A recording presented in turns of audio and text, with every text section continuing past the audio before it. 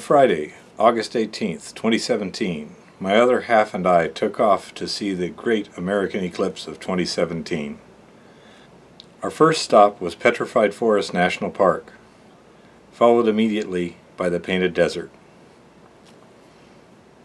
After a night's rest, we ventured through the Navajo Reservation, where our eyes were assaulted by non-stop scenery. Then we crossed over the harrowing Glen Canyon Bridge. And miles away, or at least 800 feet, there is a dam. And there it is. That is the Glen Canyon Dam. And that is instant death if you fall off, I am sure. Well, one would hope. Actually it'd be about probably 6 seconds before you died. Oh, that's just a lovely thought, Bear. 6 seconds to contemplate the end of your world. Yeah, it's certain death, but not instant. And soon we're enduring even more scenery.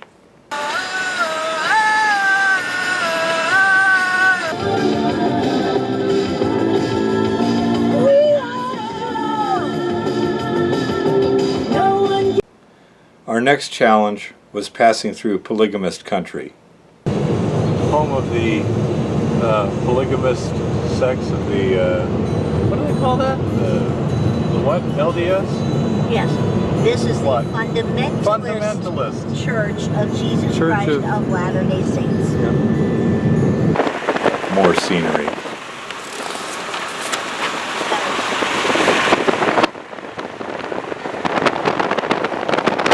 Finally, we arrived at Interstate 15, where our eyes got at least a little relief from even more scenery.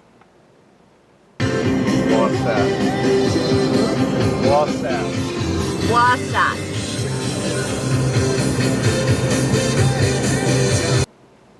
Until darkness finally came on Interstate 84. We tried to find a place to park near Boise, but all the Walmarts there close at midnight. What's with that? Even the truck stops were inhospitable.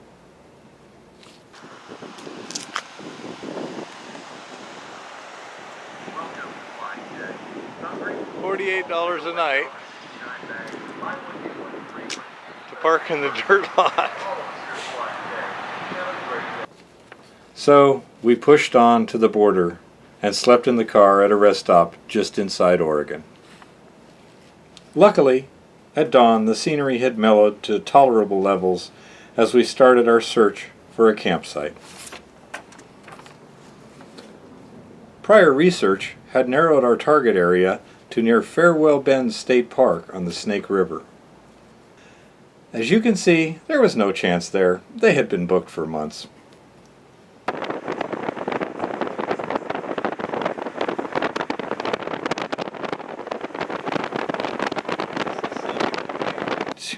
Luckily, American entrepreneurism was alive and well. Every flat square foot was for rent.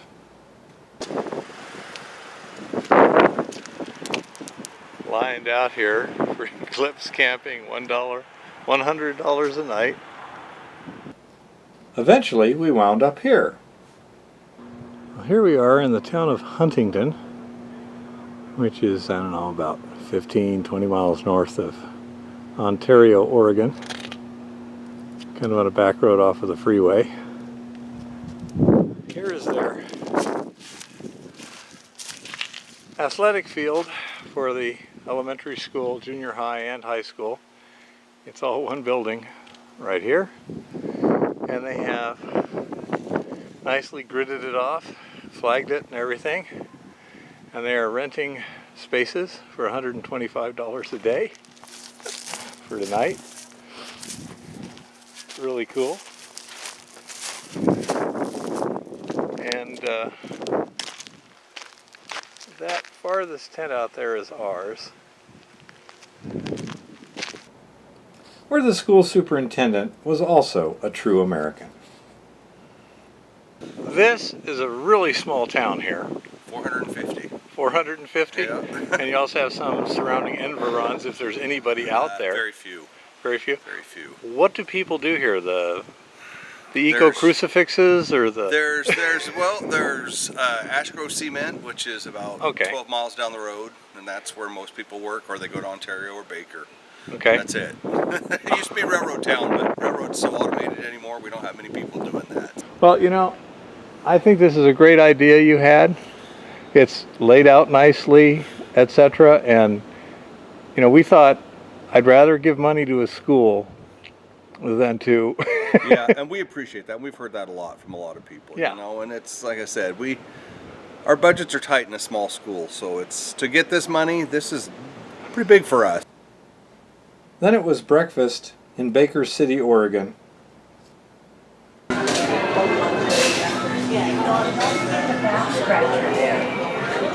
It is delicious, decadent, and absolutely ridiculously rich for breakfast. This is the kind of thing you find in a real diner in a real part of America, which in this case happens to be Baker City, Oregon. You'll also notice there's a lot of dead animals on the wall.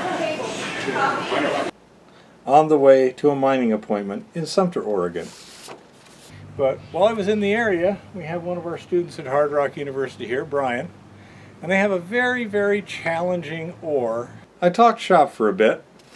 Then Eva and I went to check out the local state park where they have a steam train and an old bucket line gold dredge on display.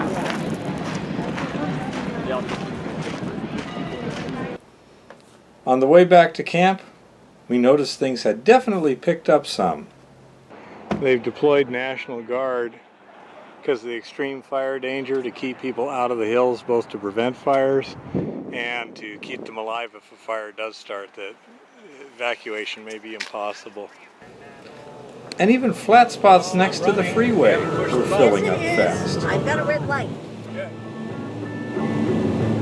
Fine on that one, but... However, people seemed rather reluctant to pay $100 or more just to camp for a night.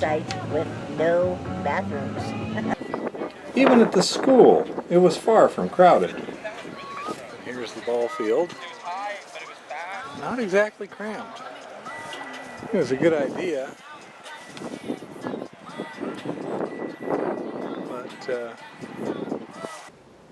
most people killed Eclipse morning packing up, but that stopped when the eclipse started. Your shadow and the color of your skin. I mean, when you look at the color of your skin with your glasses off, you can see the world is beginning to fade. Everyone stared at the sun or fiddled with cameras as more and more of the sun disappeared.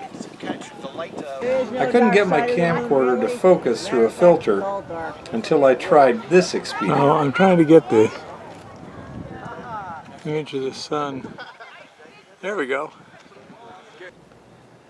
Soon you could feel totality approaching fast. The light is dimming noticeably second by second now. I'm going to try and glance up at the sun with the camera.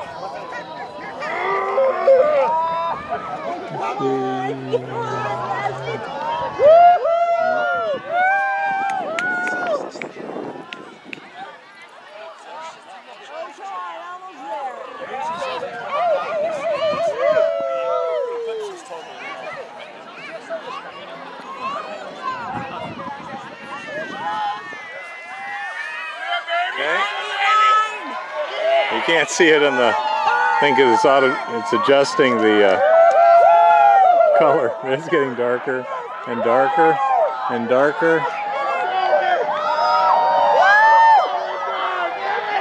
And keep it just moving around the... And there we go.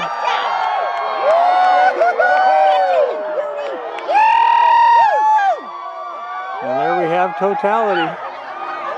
Now, I'm going to go look for shadow bands. Look at the stars, people! Look at it! Oh my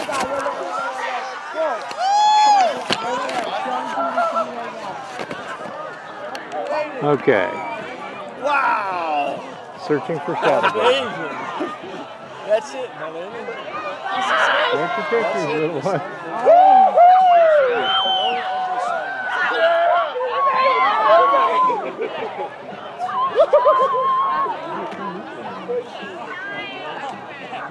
Here, quick, give me your drink. Okay, it's starting to boot up. There, get the camera on there. Wow. Get the video camera on there. Wow, look at that. Get the video camera on. We're not going to see this again in a long, long time. Well, Oh my God, oh my God, oh my God. Come on, you stupid phone. God, I hate smartphones. Come on. Come on. Come on.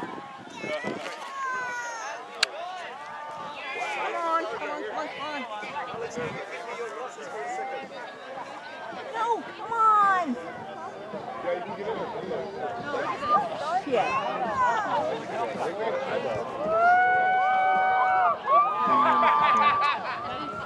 I don't know what they're doing. Damn it. I got it on my phone, on my camera.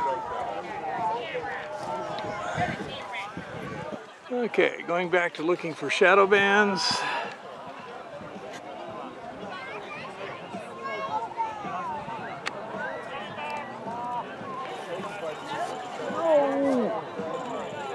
Little one, I've got it on my camera. Don't worry about it.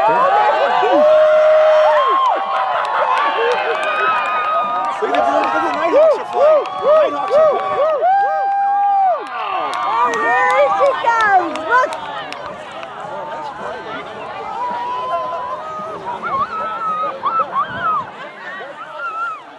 Oh my You see the nighthawks came out? Yes, and the stars too. Oh my God. And now the color's coming back in the world. Oh.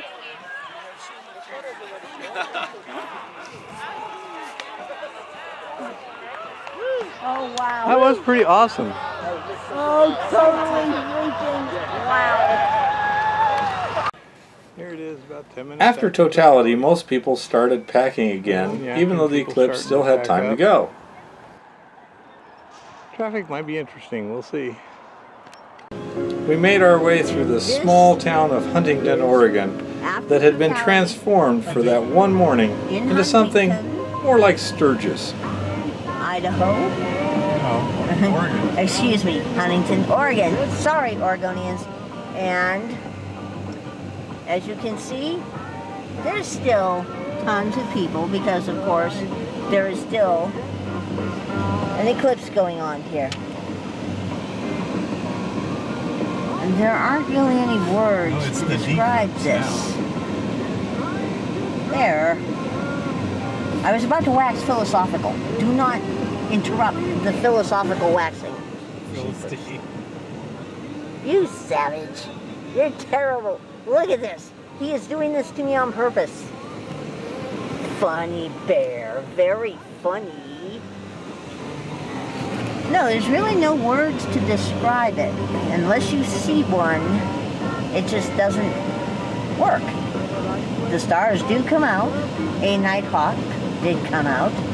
Now we don't know. Then we got on the freeway to experience what happens when you combine record numbers of people on the move and summer road construction. Just the large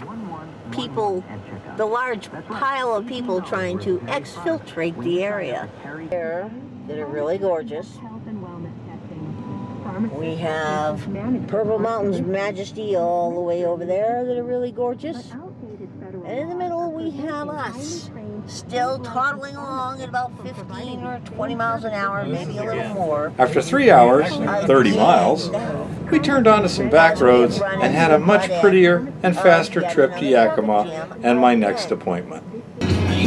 Well, here we are somewhere in Wallowa County, having summited the Blue Mountains on a back road because the Interstate 84 was 5 miles an hour from here until forever. And boy, this has been a rewarding trip in terms of scenery. Take a look at that view.